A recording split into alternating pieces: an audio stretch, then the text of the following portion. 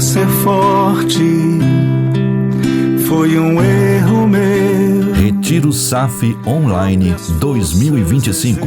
Apresentação: Ana Maria Prado. Embasado em elogios, aplausos, qualidades, ilusão de quem é adulto, mas ainda não cresceu. Vamos apresentar os nossos queridos pastores que farão agora a mesa especial de conversa, cujo título é Conversando e Edificando Vidas. O reverendo Luiz Carlos da Silva, pastor titular da Primeira Igreja Presbiteriana em Jaru, Rondônia, no noroeste do Brasil. O reverendo Jonatas de Oliveira Oteiro, pastor da Igreja Presbiteriana de Cabo Verde, Minas Gerais.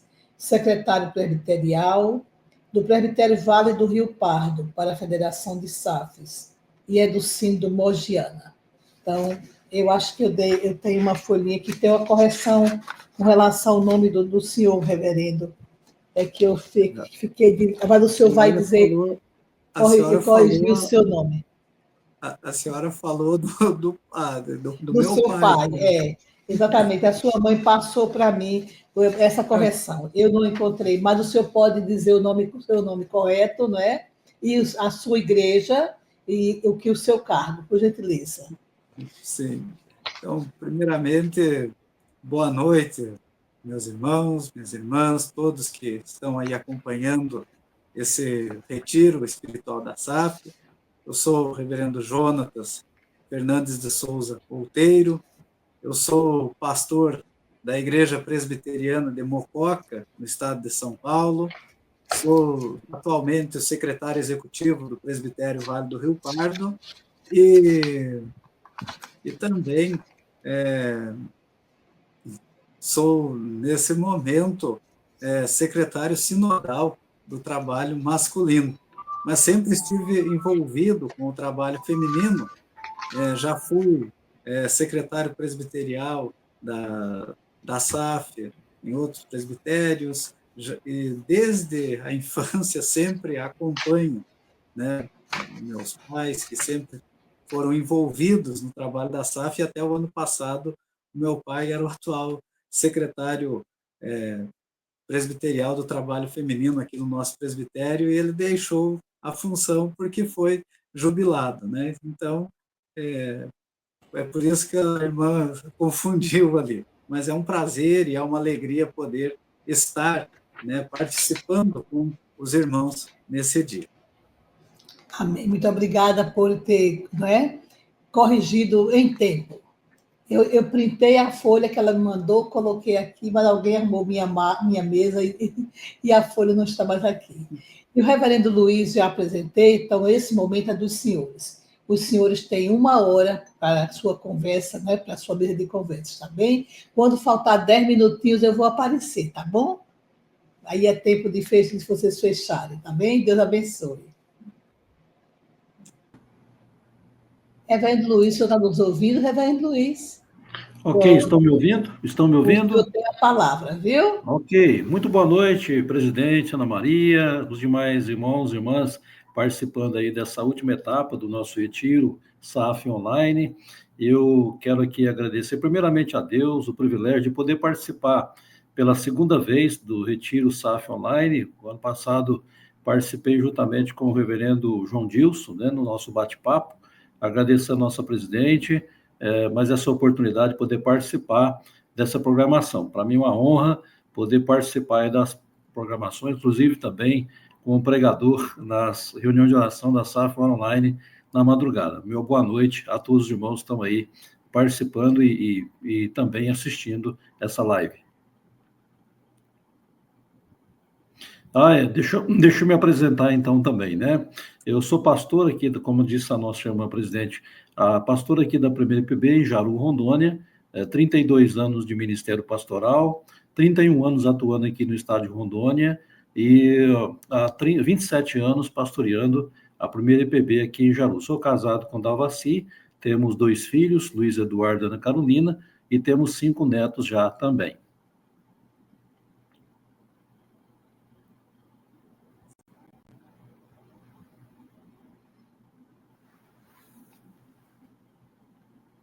Bom, então, né, o reverendo Luiz Carlos, ele disse, o ano passado o irmão esteve conversando, né, nessa mesa redonda, nesse bate-papo com o meu pai, né, eu até o ano passado eu ouvi a conversa, tudo, foi uma conversa muito edificante, muito boa, e agora aprove a Deus estarmos aqui, né, meu irmão? Amém. E é interessante esse tema que foi proposto pela Confederação Nacional de SAFs, desse retiro, com esse tema tão edificante, porque mostra uma pergunta muito reveladora, uma pergunta que descortina o nosso coração, porque se alguém nos pergunta repentinamente, tu me amas? Normalmente nós vamos, não, eu amo. Mas essa pergunta é muito mais profunda, né?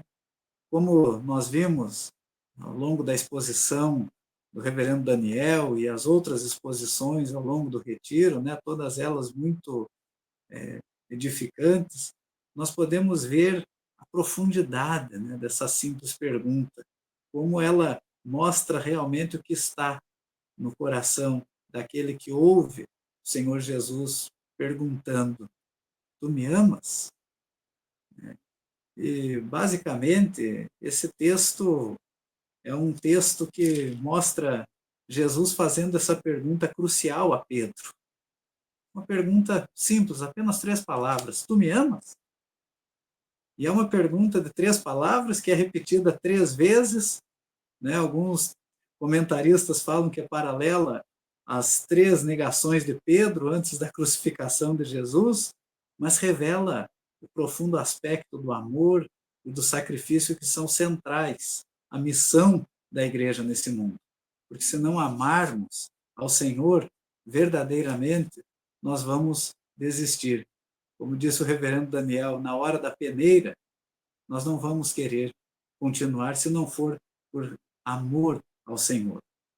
E quando olhamos para esse evangelho, que foi escrito num contexto de perseguição, num contexto onde a igreja estava sendo estabelecida, um contexto cheio de desafios, João escreve esse evangelho para fortalecer a fé dos seus leitores em meio às dores, os sofrimentos desse mundo presente. E o evangelho de João pode ser resumido nas palavras de João 20:31, né? Quando ele nos diz, estes, porém, foram escritos para que creiais que Jesus é o Cristo e que, crendo, tenhais vida em seu nome. E quando temos vida no seu nome, nós podemos responder à pergunta, tu me amas? E assim, o amor a Cristo não é apenas um amor de palavras, mas deve ser um amor que é comprovado na prática de uma vida de serviço, de dedicação, de amor às ovelhas do nosso bom pastor, que é o Senhor Jesus Cristo. Jonatas, aguarde um momentinho que o reverendo Luiz caiu. Pode continuar a sua exposição, tá bem? Dentro da sua linha de pensamento, que eu vou arrumar um parceiro para o senhor, tá bom? O reverendo Luiz teve queda de energia na casa dele. Pode continuar, viu? Tá, ok, obrigado pelo aviso. E como eu ia dizendo, né, essa pergunta serviu, e como bem expôs o reverendo Daniel, para moldar o caráter da liderança de Pedro, né, apesar dos seus erros. E é encorajador saber que, ao mesmo tempo que nós somos confrontados com uma simples pergunta, Pedro, tu me amas?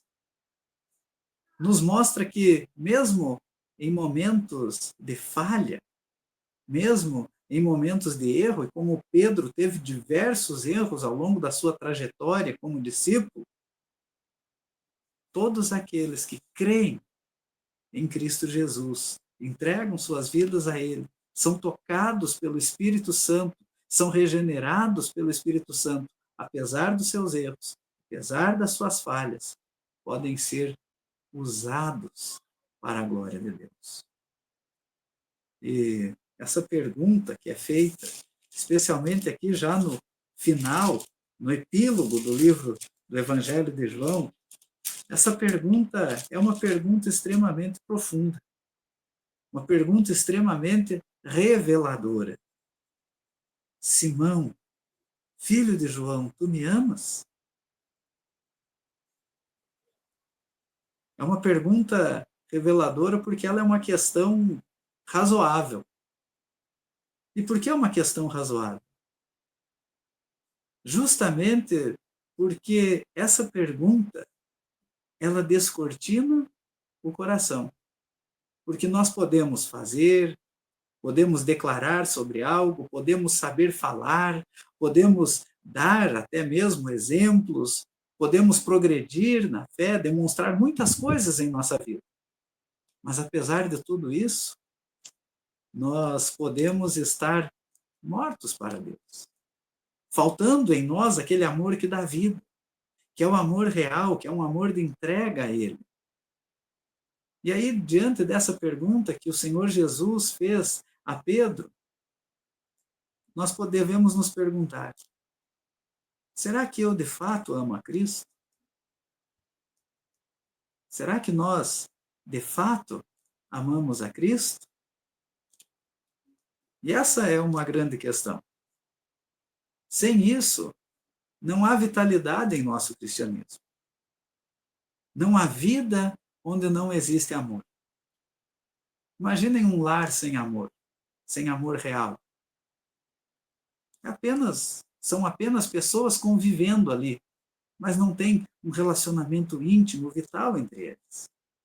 Assim, muitas vezes, acaba sendo o relacionamento de muitos na Igreja de Cristo. Não tem aquele amor vital que une, que dá sentido, que dá cor, que dá sabor à vida com Deus.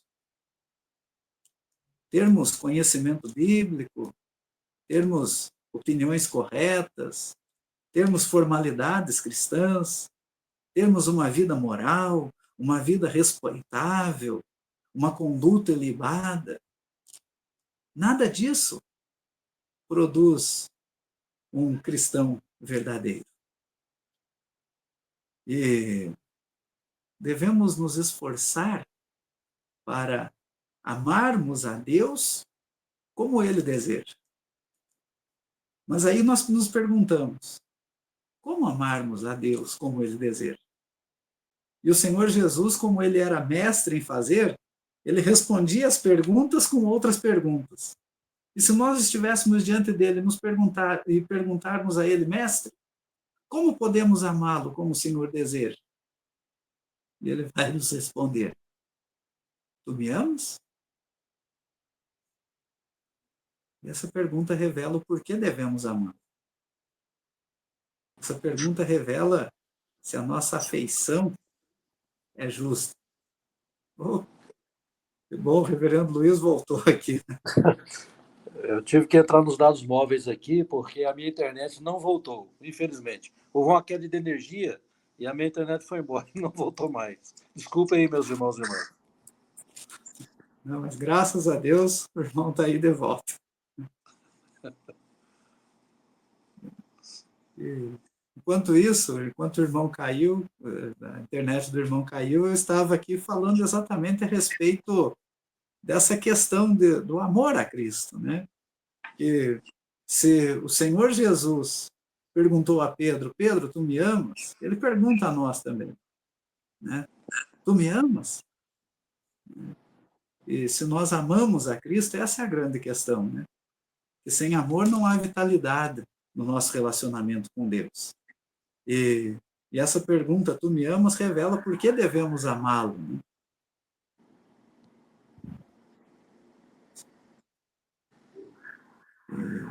Nesse aspecto, nós vamos aprender que a pessoa de Cristo, ela é uma pessoa totalmente amável, totalmente adorável, que compreende em si mesmo as graças do tempo, da eternidade e tudo que o poder de Deus faz na vida do ser humano.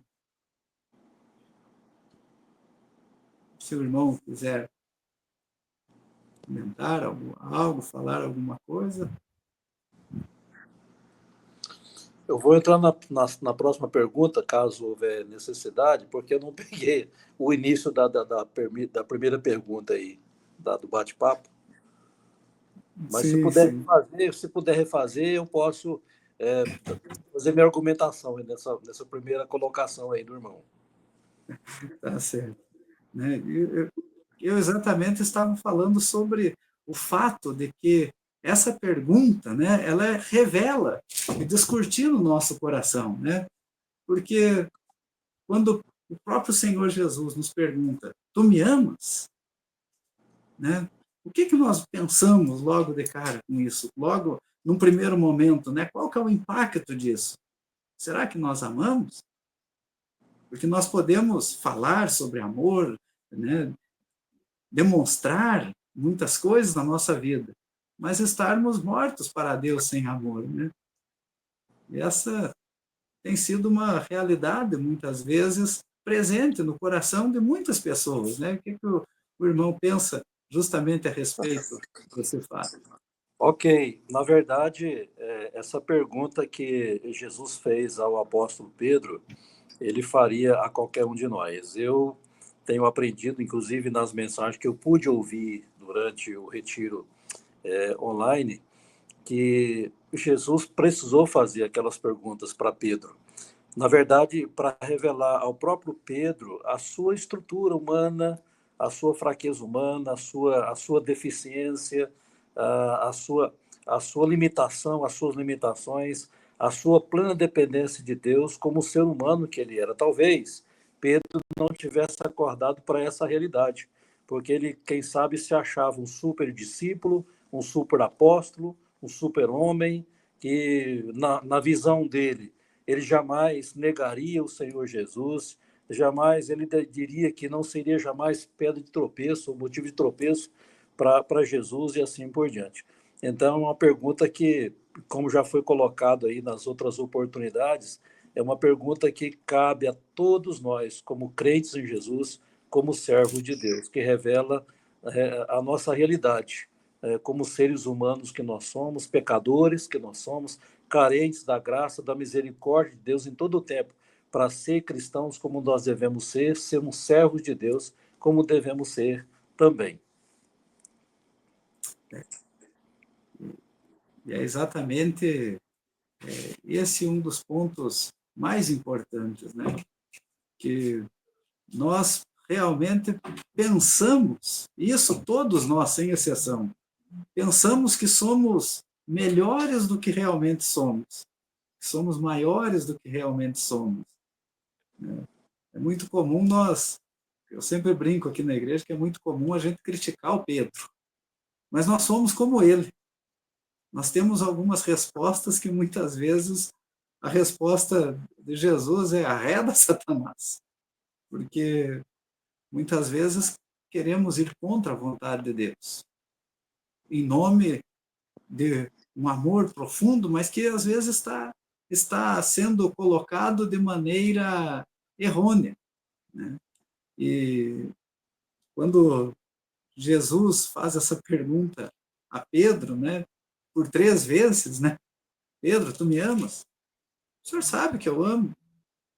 Pedro, tu me amas? O senhor sabe que eu amo. Pedro, tu me amas? O senhor sabe de todas as coisas. Nas 2 primeiras, Pedro estava ainda falando, relutando, mas na última ele reconheceu que ele não era nada. E sem esse reconhecimento, é impossível trabalharmos e vivermos na obra do Senhor, né? Sem esse reconhecimento de que somos totalmente dependentes do poder de Deus, nós não podemos apacentar as ovelhas, como ele diz aqui, né? E, reverendo, uma coisa interessante, nós que somos presbiterianos, né, de doutrina de teologia reformada, calvinista, nós que cremos na doutrina da predestinação, que na verdade é muito mais do que uma doutrina, um decreto de Deus que surgiu na eternidade, a doutrina da eleição, nós sabemos que Deus nos escolheu, né, como o Efésios 1:4, Nos escolheu nele antes da fundação do mundo, antes mesmo da gente mesmo existir. Ele nos escolheu, nos predestinou para ele, para a salvação eterna, mas ele também nos vocacionou, nos chamou para o ministério na obra dele, seja ocupando o ministério de tempo integral, como ministério pastoral, ou para outras atividades na igreja, na obra do Senhor. Então, Deus não arreda o pé disso. Deus não muda o seu propósito em relação à nossa vida. Então, de uma forma ou de outra, vai se cumprir o propósito dele para o qual ele nos chamou, nos vocacionou para servi-lo. Então, eu olho para o exemplo de Pedro, eu olho para o exemplo lá no Velho Testamento, como o exemplo de Davi, o exemplo do profeta Jonas, o exemplo do rei Manassés e tantos outros mais, em que Deus, usando de misericórdia na vida daqueles homens, Deus permitiu que eles cometessem os pecados mais terríveis que se possa imaginar. Deus poderia simplesmente abrir mão deles, como o reverendo Daniel colocou muito bem na mensagem dele, né? Mas Deus não abriu mão, Deus não abriu mão do propósito, do chamado, da vocação que Deus tinha para que com aqueles homens, assim como foi de forma clara e que nós já vimos na palavra de Deus o exemplo do apóstolo Pedro. Então eu fico muito feliz com isso, muito grato a Deus, porque Deus conhece cada um de nós. Deus conhece nossos pensamentos, nossas intenções, nossos propósitos. Deus conhece o mais íntimo do nosso ser. Ele sabe o quanto nós somos falhos, limitados, pecadores, e por mais que nós queremos acertar na vida, no ministério, mais nós erramos e mais precisamos contar com a graça e com a misericórdia de Deus, e Ele não desiste de nós, né? Ele trabalha em nós, Ele restaura a nossa vida, restaura o nosso ministério. Quando a gente cai, Ele levanta, nos toma pela mão. Eu gosto muito do Salmo 37, lá no versículo 23 e 24, né, que Deus firma os passos do homem bom, se cair não ficará prostrado, porque o Senhor o toma pela mão. Então eu vejo esses textos da palavra de Deus e fico pensando, meu Deus, como o Senhor é misericordioso, como o Senhor é maravilhoso. Então, se nós estamos aqui de pé, andando altaneiramente, de cabeça erguida, na vida, no ministério, não é mérito nosso, jamais foi, jamais será, mas é puramente a manifestação da graça e da misericórdia de Deus para com a nossa vida como filhos e filhos dele, como servos e servas dele também. E isso é um privilégio para nós, né? Que nós podemos olhar para o alto, né? E considerarmos naquilo que o Senhor está fazendo, olhar para o alto e saber que estamos como servos dele, na igreja dele, na obra dele, tanto nós como pastores, outros irmãos como presbíteros, como diáconos, as irmãs servindo na SAF, na escola dominical, como missionárias, em toda parte, o corpo de Cristo está sendo guiado, né, por aquele que é o nosso melhor amigo, ao ponto de dar a vida por nós, né, sofrendo uma humilhação e uma angústia que ninguém podia expressar, né, um sofrimento terrível. E quando nós olhamos para ele, né, o irmão bem citou ali o Salmo 37, que me lembrou também de uma passagem que eu gosto muito, que é a passagem de Hebreus 4,15, né, que fala que não temos um sumo sacerdote que não possa compadecer-se das nossas fraquezas, né? E apesar das nossas fraquezas, como discípulos do Senhor, o Senhor nos sustenta e mantém o seu povo nessa caminhada, né? E eu gosto muito também, reverendo, assim, aquele texto, quando Paulo, lá em 1 Coríntios capítulo 1, Deus não chama pessoas de nobre nascimento, né? Mas ele escolhe as coisas fracas para confundir as fortes, as coisas loucas do mundo para confundir os inteligentes. Então, Deus, ele, no seu propósito de nos chamar, de nos salvar e chamar para servi-lo, Deus nos traz das origens mais absurdas, Deus chama os improváveis, né, para ser instrumentos nas mãos dele. Eu não gosto muito de ficar falando muito do meu testemunho, parece dar a entender que a gente está querendo se promover, se projetar, mas não é isso. O testemunho pessoal, ele serve, né, como motivo de glorificação a Deus e também de edificação e motivação para aqueles que estão na caminhada, servindo ao Senhor Jesus, né? Eu olho para mim, para minha pessoa, eu fui adotado por uma família com apenas uns 2 ou 3 meses de idade, bebê abandonado num banco de uma praça, de uma cidadezinha pequena do interior, lá de São Paulo, e a minha mãe adotiva veio do sítio, passou pela praça, viu o bebê ali, naquele banco abandonado, chorando, e não aparecia ninguém para olhar aquela criança, e de repente ela pensou, esse menino ele está abandonado aí, eu vou levar esse menino para casa. Então ele procurou um policial, ela procurou um policial, estava próximo da rodoviária, que era próximo à praça, e disse, olha senhor, tem um menino ali chorando, um bebê, está abandonado parece, se você me der todo o apoio e o respaldo, eu vou levar essa criança para casa. E assim foi, então ela me pegou naquele dia, me levou para casa, e aquela família me acolheu, me adotou, cuidou de mim, me deu educação, e eu sempre cresci naquela família que ninguém deles eram crentes, e eu cresci naquele ambiente ali, sendo acolhido por aquela família, mas com aquele temor de Deus no coração, desde que me entendi por gente, né? E fui me converter ao Evangelho com 20 anos de idade. Depois de 20 anos, me converti, aceitei Cristo como Senhor e Salvador, e continuei a minha vida com Cristo. Deus me chamou no ano de 1985 para o ministério, fui para o Instituto Bíblico, me formei, fiz curso de médio teologia, depois convalidei meu diploma futuramente, me tornei pastor, bacharel em teologia, e estamos aí na caminhada até hoje. Eu sei o que eu passei para chegar até aqui, né? Pela graça e pela misericórdia de Deus. Então, essa pergunta que Jesus faz a Pedro é como se ele estivesse fazendo sempre para mim, mas revelando o amor dele para comigo, a graça dele para comigo. E ele sabe que eu nunca vou amá-lo, nós nunca vamos amá-lo como ele nos ama.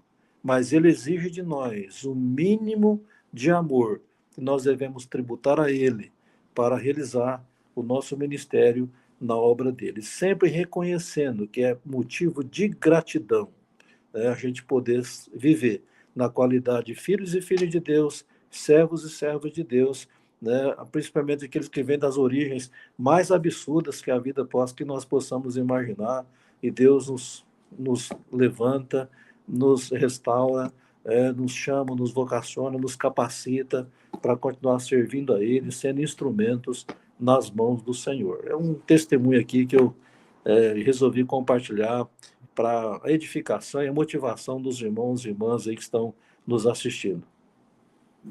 É muito oportuno esse testemunho do irmão, justamente para mostrar o fato de que cada um de nós, quando é chamado por Cristo, é chamado por um ato de um amor que é incomensurável. E esse amor nos leva a responder com amor a Ele. E esse é o motivo da pergunta, né, de Jesus. Pedro, tu me amas?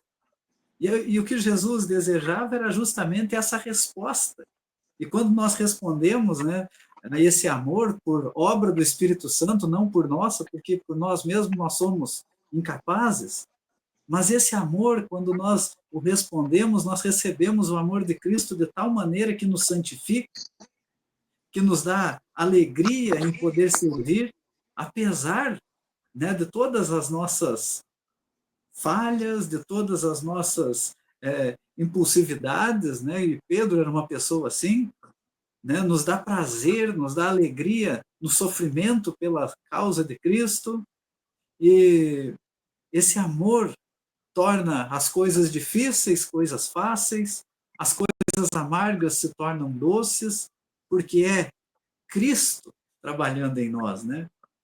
E é aquela questão, quando nós sabemos o tamanho do amor de Cristo por nós, nós não conseguimos ficar inertes, né, a esse amor. E Amém. uma curiosidade que nós vemos é que esse texto da palavra de Deus, que mostra Jesus perguntando 3 vezes, né, a Pedro, Pedro, tu me amas? A gente não percebe essa dinâmica na língua portuguesa, né? Mas Jesus, ele pergunta a Pedro, ele usa a palavra ágape, né? O verbo agapau, que é o amor sacrificial, né? Aquele amor de dar a vida, como ele fez. E Pedro responde com outra forma de amor, filo, né? Da onde vem filosofia, filatelia, filarmônica, que é aquele amor de gostar, né? E muitas vezes nós hoje convivemos com várias pessoas que gostam de Jesus, mas elas de fato ainda não amam a Jesus. E Jesus estava dizendo: Pedro, tu me amas? E Pedro respondia: eu gosto do Senhor. Eu gosto do Senhor. Até que na última vez, quando Pedro diz: o Senhor sabe de todas as coisas, ele fala assim: eu amo o Senhor. Eu tenho esse amor ágape pelo Senhor, né? Porque é o amor de Cristo que produz o nosso amor. Mas o nosso amor evidencia o amor dele por nós, né?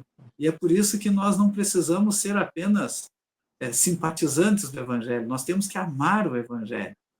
E hoje nós convivemos com diversas pessoas que apenas gostam, são simpatizantes. E Jesus quer algo muito maior de nós. E é isso que esse texto também enfatiza, né? Realmente, eu até me lembrei agora da mensagem do reverendo Roberto Brasileiro, na abertura, né, do Retiro SAF Online, quando ele disse que muitas pessoas vão para a igreja como se fosse um mero clube social, para conviver ali socialmente, fazer amizades, viver aqueles momentos ali de alegria, de sociabilidade, mas não passa disso. Nós temos que amar o Senhor Jesus, o quanto ele nos ama, amar a igreja dele, porque a igreja é dele e nós devemos pertencer a ela e amar a igreja como ele ama a igreja, como ele nos ama também. Então, foi muito importante essa sua colocação, porque na verdade é isso mesmo. Tem muitas pessoas que são simpatizantes do Evangelho, simpatizantes da igreja, simpatizantes do próprio Senhor Jesus, que admira, que elogia. É o amor filéu, que não é o ágape, o agapau, né? E é interessante que na terceira pergunta que Jesus faz a Pedro, ele baixa um nível de Pedro quando ele usa filéu, né? Não o agapau. E é interessante que nem o filéu Pedro estava cumprindo, nem o mínimo, o nível mínimo de amor para com Jesus ele estava cumprindo, né? Então, assim somos nós também. Até que ponto nós amamos Jesus com amor agapau, com amor sacrificial, né? Então, e ele é tão misericordioso que mesmo amando sem ser o ágape, o amor sacrificial, mas o amor filéu, ele vai tendo paciência com a gente. Eu sei que você não ama como você deve me amar, mas eu amo você de forma ágape, agapau. Eu te amo de forma sacrificial, ao ponto de ter dado a minha vida por você, né? E mesmo que você não corresponda totalmente ao meu amor por ti, eu sei que você me ama de forma filéu, mas o amor que você tem por mim é um amor salvífico. E esse é o diferencial do amor do crente por Jesus, ainda que seja apenas filéu, mas é o amor salvífico, é o amor que ele herdou do próprio Deus, que é amor, né, que nos alcançou com amor, que amou o mundo de tal maneira que deu o seu Filho unigênito para que todo aquele que não pereça, mas tenha vida eterna. Talvez eu e você não vamos, durante toda a nossa vida aqui, alcançar o nível supremo do amor, que é o nível ágape. Talvez vamos ficar no amor filéu, mas o que importa é amar de forma sincera, leal, cordial ao Senhor Jesus, procurando aumentar na nossa vida cada dia mais esse amor que nós devemos para com Ele, porque nós aprendemos pela palavra de Deus que é assim que deve acontecer. A nossa vida com Cristo, ela não pode decrescer. O nosso amor por Cristo não pode decrescer, mas nós temos que crescer gradualmente, cada dia mais, evidenciando cada vez mais o nosso amor para com Ele. Aí nós lembramos do resumo que Jesus fez dos 10 mandamentos, lá em Mateus capítulo 22, verso 34 a 38. Então, ele resumiu ali toda a lei em 2 mandamentos. Amarás o Senhor teu Deus de todo o teu coração, de toda a tua alma, de toda a tua força, de todo o entendimento, e amarás o teu próximo como a mim mesmo. Então, esse deve ser o nosso referencial, o nosso modelo de expressão do nosso amor ao Senhor, ainda que nós não vamos atingir o ápice, o ponto máximo, mas deve ser o alvo nosso, amar mais e mais ainda o nosso Deus e amar mais o nosso próximo ainda como a nós mesmos. É interessante isso, reverendo, porque nós lembramos que para crescermos nesse amor a Deus, nós vamos lembrar que nós precisamos nos relacionar com Ele. E é interessante que o livro de Provérbios, capítulo 8, versículo 17, nos diz, né? Eu amo os que me amam, os que me procuram me acham, né? E ali nós vemos Deus falando que Ele ama. E Ele usa eu amo os que me amam no sentido de que Ele está visível, de coração aberto a todos aqueles a quem Ele ama, para que possam encontrá-lo, né? E o amor do Senhor Jesus é um amor que permite nos encontrarmos com Ele. E quando nós o buscamos e buscamos crescer nesse amor, nós o encontramos cheio de graça, cheio de amor, cheio da verdade, de uma verdade que transforma, de uma verdade que restaura, né? De uma verdade que muitas vezes causa uma tristeza no nosso coração, porque mostra quão frágeis nós somos e quão pequeno e quão, muitas vezes, desatencioso é o nosso amor. E é interessante que, quando nós olhamos aqui para o Evangelho de João, capítulo 21, o versículo 17, depois que Jesus pergunta, Simão, filho de João, tu me amas? Nós vemos o apóstolo João dizendo, Pedro entristeceu-se por ele ter lhe dito pela terceira vez, tu me amas? E é interessante que Jesus, ao longo dessas perguntas, provocou essa tristeza em Pedro, né? E quando, às vezes, nós somos confrontados com esse fato de Deus falando conosco, meu filho, tu me amas? Ele está desejando tocar a nossa consciência e nos dar uma lição solene, uma lição profunda, que nós muitas vezes não percebemos o quanto nós causamos de dor no nosso Deus. Quando agimos no pecado, quando negligenciamos as coisas dele, quando negligenciamos a sua palavra, quando muitas vezes, como Pedro, o negamos pelos nossos atos, pelos nossos maus testemunhos.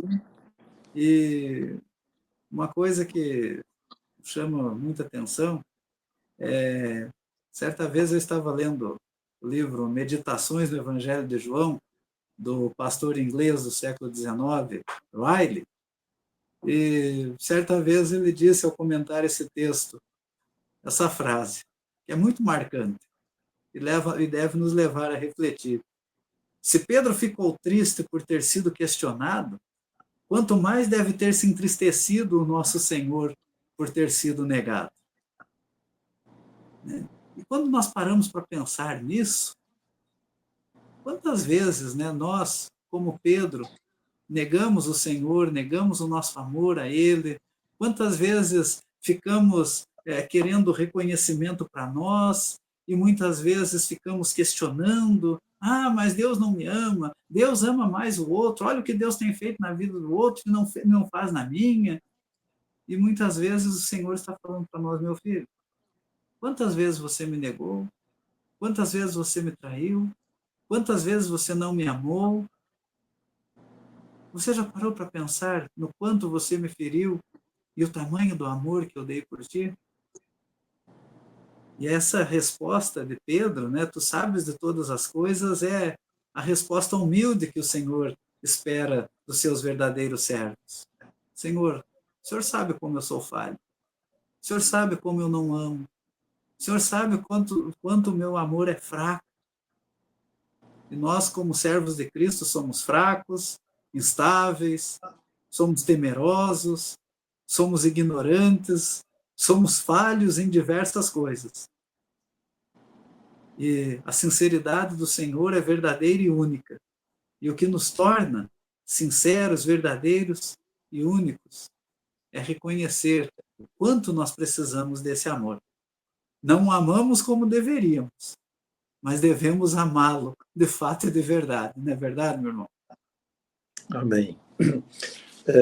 Eu gosto muito daquele texto do Salmo 51, quando diz o texto lá que coração compungido e contrito Deus não despreza. E que nós percebemos, especialmente no exemplo do próprio Pedro, o exemplo de Davi no Velho Testamento, aqueles homens tinham uns corações moles, não um coração endurecido, né? Mas um coração sensível, moldável. E quando eles pecavam contra Deus, eles se quebrantavam tremendamente contra Deus, né? Se humilhavam, choravam. Quando Pedro negou Jesus pela terceira vez, que o galo cantou, ele chorou amargamente. Davi, depois de ter pecado com Batseba e Natã, o profeta, confrontá-lo sobre o seu pecado, ele passou por um processo tremendo de tristeza, até mesmo de depressão, de gemidos na alma. E o Salmo 32, ele expressa bem a realidade do quebrantamento de Davi em relação ao pecado que ele cometeu contra Deus. Então, esse é um aspecto interessantíssimo na vida dos servos de Deus.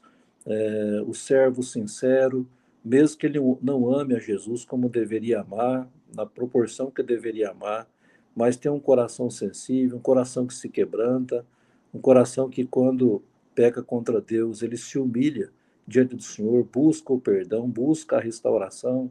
Então, esse é um detalhe muito importante que não poderia passar despercebido nessa nossa conversa aqui. Nosso coração precisa ser um coração quebrantado sempre diante de Deus, porque, na verdade, o pecado está sempre diante de nós, as tentações estão por aí, 24 horas por dia, as tentações do mundo, da carne, do diabo, e acaba que a gente desobedece a Deus, acaba pecando contra o Senhor, e aí vem, então, a necessidade do arrependimento, o coração sente, né, o impacto, né, do pecado, e a gente se quebranta diante de Deus, se humilha diante de Deus.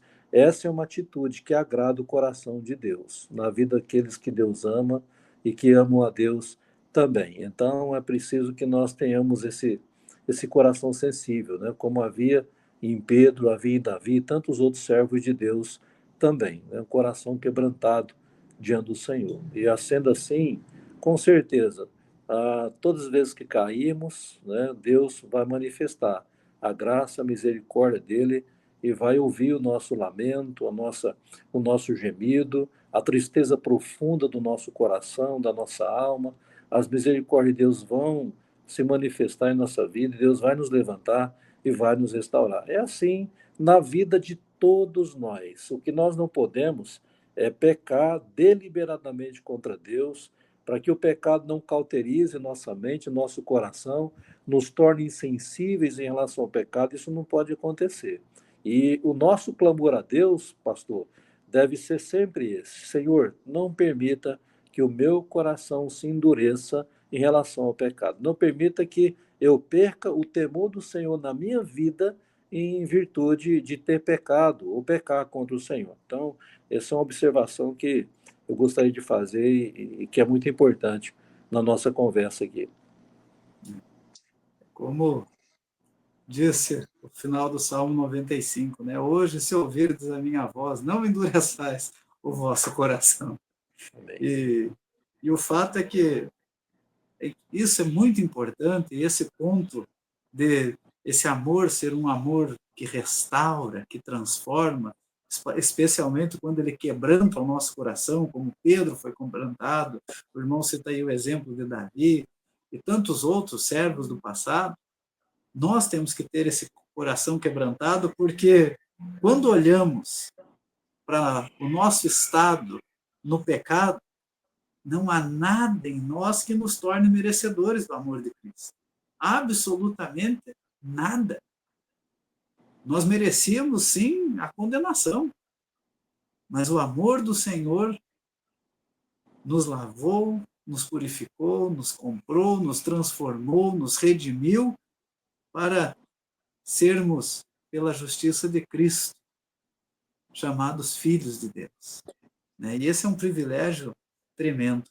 E aí não tem como não demonstrarmos esse amor. Né? Nós temos que não apenas sermos cristãos, mas agirmos como cristãos. Né? Toda a nossa vida, tudo o que fazemos, deve ser uma vida voltada por amor a Deus. E na igreja, há muitos que muitas vezes, eu estou em dúvida. Será que eu faço? Será que eu não faço? Será que eu sou capaz de fazer algo para o Senhor? Alguns ainda até mesmo duvidam da própria salvação. Mas aí nós devemos parar nesses momentos de dúvidas e olhar para essa pergunta e pensar, olhando para nós mesmos, como se diante do espelho, imaginar Jesus dizendo, tu me amas? E se nós amamos a Jesus, nós poderíamos passar muito tempo sem estar com Ele? Nós poderíamos passar muito tempo sem ler o livro que o revela? Nós poderíamos passar muito tempo sem saber que nós somos participantes daquelas aflições que ele sofreu na cruz, porque nós a causamos, e agora, porque ele nos lavou, nós nos tornamos participantes com ele para a salvação de outros. E isso é viver o amor de Cristo, né? Saber que o que nós causamos a ele, nós sofremos uma mínima parte, porque nós sofremos para tornar esse amor dele conhecido. E parte do nosso sofrimento é um sofrimento que, ao mesmo tempo, dói, mas a alegria é muito maior. Né? Como a própria palavra de Deus bem fala, é como a dor do parto. A mãe sente as dores na hora, mas a dor é suplantada pela alegria de ver a criança nos braços. Assim é o trabalho na obra do Senhor. Há momentos em que enfrentamos dores, há momentos em que enfrentamos sofrimentos, mas a alegria de ver almas sendo salvas, vidas sendo transformadas, o nosso coração sendo quebrantado, o nosso coração sendo transformado e o nosso conhecimento de Deus aumentando, torna aquilo que para muitos é impossível, é insuportável, em algo maravilhoso, numa obra grandiosa, que nós nem mesmo sabemos quais são os resultados que o Senhor revelará para nós no reino de Deus. Por isso é que nós não devemos ficar constantemente entristecidos quando não vemos, né, muitas vezes o resultado da obra que o Senhor deu a cada um dos seus servos aqui nessa terra. E é importante, reverendo, a questão do fator da instrumentalidade, né? Jesus trabalhou Davi, Deus trabalhou Davi, Jesus trabalhou o coração de Pedro, a vida de Pedro, para transformá-lo num instrumento poderoso, para alcançar outras almas, salvar os eleitos de Deus. Então, isso é algo glorioso também, Deus transformar, moldar a nossa vida, restaurar a nossa vida, o nosso ministério, a fim de que nós continuemos sendo instrumentos nas mãos de Deus para abençoar outras pessoas, para alcançar outras pessoas com a pregação do Evangelho, para salvar os eleitos de Deus. Eu fico imaginando, até o reverendo Daniel colocou na mensagem dele aí, né, quando Pedro pregou lá o primeiro sermão dele, depois o segundo sermão, muitas pessoas, milhares de pessoas se converteram, e talvez na continuidade da vida daquelas pessoas, alguém talvez perguntasse para aquelas pessoas, escuta, como é que foi a sua experiência de conversão ao Senhor Jesus? Olha, eu vi o Pedro pregar lá em Jerusalém, depois do Pentecostes, eu estava lá ouvindo a mensagem dele, Deus falou no meu coração, e eu criei em Jesus, e aceitei Jesus como meu Senhor e Salvador, e tanto Pedro como tantos e tantos outros servos de Deus na história, até os nossos dias, podem dizer a mesma coisa, eu sou um instrumento nas mãos de Deus. Deus me usou naquela ocasião para alcançar aquela determinada pessoa. Deus me usou naquele sermão que eu preguei, naquele dia, naquele trabalho especial da igreja, ou naquela reunião de oração, compartilhando a palavra de Deus. Deus me usou para falar o coração de uma pessoa, ela se converteu. Então, assim, esse fator de instrumentalidade nas mãos de Deus é algo glorioso.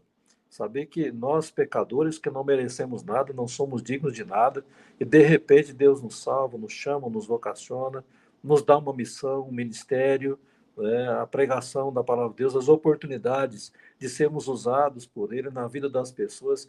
Isso é algo glorioso, que não tem preço, né? E o maior troféu que nós podemos levar para o céu quando formos para lá com Jesus é pelo menos uma alma que foi salva por Jesus com a nossa instrumentalidade. Então é bom lembrar disso, que a gente ser servo de Deus, instrumento nas mãos do Senhor, amando a Ele, mesmo com esse amor limitado que nós temos, esse pequeno amor que nós temos para com Ele, mas mesmo assim, pela graça e pela misericórdia dEle, Ele nos leva a preocupar com as outras pessoas, as necessidades das pessoas, principalmente a necessidade de salvação, nos mobiliza para ir ao encontro das pessoas, para levar a mensagem do Evangelho e para alcançar e salvar outras almas também. E então isso é algo glorioso que nós devemos sempre manifestar para com Deus a nossa gratidão a Ele pela nossa instrumentalidade nas suas mãos. É verdade. E é interessante notarmos, né, que todas as vezes que Jesus fez essa pergunta a Pedro, né, Pedro, tu me amas? E Pedro respondia, a resposta de Jesus era, então, apacenta minhas ovelhas. Né? Em outras palavras, Jesus estava dizendo, então, cuida dos meus filhos, cuida daqueles que eu comprei. E é interessante que o Senhor Jesus não encontrou nada em nós que o agradaria. E ele deu a cada um dos seus servos o privilégio de viver na comunidade dele para cuidarmos uns dos outros. E uma das grandes maravilhas que encontramos na Igreja de Cristo é o pastoreio mútuo. E muitas vezes as pessoas pensam que o pastor é quem pastoreia, mas o pastor é pastoreado pelas suas ovelhas. Nós pastoreamos as ovelhas e as ovelhas nos pastoreiam, né? Porque nós aprendemos uns com os outros, nós aprendemos com os nossos irmãos e com os colegas, e uns com os outros, vamos crescendo nesse cuidado de uns com os outros, nessa dádiva de sermos, pela fé, né, feitos filhos de Deus, por meio da obra do Senhor Jesus. E essa resposta de Jesus, quando ele diz a Pedro, apacenta as minhas ovelhas, que transformou o Pedro, acabou a luz, irmão? Acabou. Aqui está um problema hoje. Segunda vez que a queda de energia acontece. Estou no escuro aqui. Já estamos terminando. Não se preocupe, não, reverendo. Conclua aí, por favor, reverendo Jonas. Pode concluir, vá. Então, quando nós olhamos para essa realidade de que ele não encontrou nada em nós que o agradaria, e ele se agradou de nós para cuidarmos do seu povo e cuidarmos uns dos outros na obra do Senhor, ele nos deu essa dádiva de sermos feitos pela fé, filhos de Deus. Nós aprendemos com isso algo que é o mais precioso de toda a Escritura, que é o fato de que nós não temos um amor perfeito, mas esse amor se torna perfeito na perfeição do Filho de Deus. E na perfeição do Filho de Deus é que nós amamos. Porque, como o próprio João diz, nós amamos porque ele nos amou primeiro. E é por isso que nós podemos dizer como Davi, eu te amo, ó Senhor, força minha. E qual foi a consequência desse amor? O próprio Davi vai dizer lá no Salmo 139, 17, que preciosos para mim são os teus pensamentos, e como é grande a soma deles. E quando nós nos enchemos do amor de Deus, da sua palavra, dos pensamentos de Deus, como o próprio Jesus nos ensinou, que a boca fala do que o coração está cheio, nós vamos estar cheios do amor de Deus, e pela devoção, por esse amor ao Senhor Jesus, nós vamos servir a Ele, apacentar as suas ovelhas, cuidarmos da sua obra, cuidarmos da sua igreja, anunciarmos o seu evangelho, por dedicação e amor ao nosso Mestre. E absolutamente nada, pode nos separar desse amor. Então, quando Jesus nos diz, como disse a Pedro, a cada um de nós, independente de termos uma função ou não na Igreja de Cristo, mas para cada um dos seus servos, ele diz: tu me amas? Nós devemos saber que, por amor a ele, nós o servimos de todo o coração e nada vai nos separar desse amor dele. O amor perfeito do Pai, revelado no Filho e aplicado nas nossas vidas pelo poder do Espírito Santo. Amém. Reverendo Luiz, para as suas considerações finais, nós já estamos no finzinho, está bem? Eu quero, mais uma vez, agradecer o privilégio de participar do Retiro SAF Online. Realmente um tema bastante interessante, né? Simão, filho de João, tu me amas. Que Deus nos abençoe, nos ajude, para que nós possamos, cada um de nós, expressar para com o nosso Mestre, o nosso Senhor e Salvador Jesus Cristo, o máximo de amor no nosso coração para com Ele, reconhecendo que Ele nunca haverá de deixar de nos amar. Tem um livro do Paul Tripp, que o tema Você Acredita? Nesse livro ele diz que não houve um tempo em que Deus nunca nos amou, e nunca haverá um tempo que ele vai deixar de nos amar. Deus sempre nos ama com amor eterno, e nós devemos sempre reconhecer isso. Apesar de nós, Deus nos ama, e que nós possamos continuar amando de todo o coração o nosso Deus e servindo Ele de todo o nosso coração também, cada dia, e cada dia melhor. Como tem feito nossa irmã Ana Maria Prado, presidente da nossa Confederação Nacional de SAFs, as irmãs que têm acompanhado esse trabalho maravilhoso que a nossa SAF tem realizado no nosso país, como mulheres presbiterianas. Deus abençoe a todos. Amém. Arthur, por favor, chame a mesa todos que estão aí, e eu pediria ao reverendo Luiz que ele ore. Está bem, reverendo, terminando essa parte. Por favor. Amém. Nosso Deus amado, nós louvamos o teu nome, Senhor, nós te adoramos, ó Deus, na beleza da tua santidade, reconhecemos, ó Deus, o teu amor eterno para conosco, ó Deus, e reconhecemos, ó Pai, que o Senhor nos ama, apesar de nós, apesar de não amarmos o Senhor, tanto quanto o Senhor nos ama, nós louvamos o teu nome, Senhor, pelo privilégio de poder vivermos na condição de filhos e filhas do Senhor, servos e servas do Senhor, fazendo a tua obra, pregando a tua palavra, sendo instrumentos nas mãos do Senhor, ó Deus, para resgatar vidas da condenação eterna, ó Deus, da perdição, ó Deus, do pecado, e para edificar vidas também, para realizar a tua obra, para cumprir o teu propósito, Pai soberano e eterno, que o Senhor estabeleceu na vida ou para a vida de cada um de nós. Continua abençoando, ó Deus, a Confederação Nacional de SAFs, ó Deus, no seu trabalho, ó Deus, nos seus projetos, nos seus planos, para que os alvos, os objetivos sejam alcançados, que o Senhor continue abençoando, ó Deus, o Retiro SAF Online nas próximas edições, ó Deus, esse trabalho que tem alcançado, edificado tantas vidas pelo Brasil e pelo mundo afora também. Dá-nos, ó Deus, a tua bênção no restante desse dia, mano, em todo o tempo ser conosco, porque sem o Senhor nada somos nessa vida, nada podemos fazer também. Nós te pedimos e agradecemos em nome de Jesus. Amém. Amém. Amém. Muito obrigada, reverendo. Reverendo Jonathan Roteiro, sua esposa chama-se Ana Maria? Isabel, perdão. Eu vi lá Ana Maria Fernandes, achei que era sua esposa. Isabel, não. Né? Deus abençoe Isabel, Deus abençoe seu pai, o reverendo João Dilson, sua mãe Berenice. Deus também abençoe Dalvaci, a esposa do reverendo Luiz, toda a sua família, o Sino do Noroeste do Brasil e o Sino do Mogiana, né? Deus abençoe ricamente os irmãos e os recompense, né? Com certeza Deus tudo aconteceu no projeto de Deus e nada do que ele, né, queria que fosse feito, deixou de ser feito, e os senhores deram uma outra visão.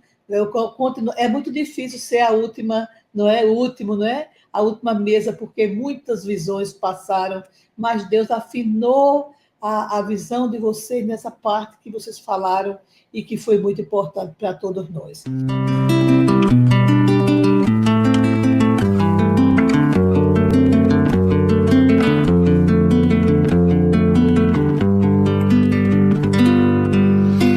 Pensar ser forte foi um erro meu. Retiro SAF Online 2025. Apresentação: Ana Maria Prado.